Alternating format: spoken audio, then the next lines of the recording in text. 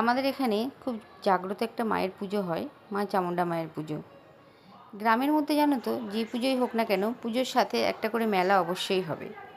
কারণ গ্রাম মানেই মেলা, আর এই মেলা মানে গ্রামের মানুষের একটা আলাদাই আনন্দ। তো আমি আর আমার শাশুড়ি মা সকালে স্নান সেরে বাড়ির পুজো করে তারপর আমরা মন্দিরে গেলাম মায়ের দর্শন করতে এবং পুজো দিতে। পুজো দিলাম। মাকে এদিন খুব সুন্দর লাগে, এত সুন্দর করে সাজানো হয়, মায়ের রূপ যেন অপরূপ সুন্দর হয়ে ওঠে। এবার পুজো দিয়ে বেরিয়ে খুব গরম লাগলো, প্রচণ্ড গরম ছিল। এদিকে আমার শাশুড়ি মা খেয়ে নিল এক গ্লাস আখের রস, আর এদিকে আমি খেলাম কুলফি মালাই, যেটা আমার খুব ফেভারিট।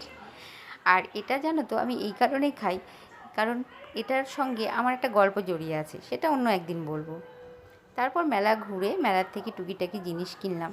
আর আমি জানো তো মেলাতে গেলেই না মাটির জিনিস নিতে খুব ভালোবাসি, আমার খুব ভালো লাগে মাটির জিনিস দিয়ে ঘর সাজাতে।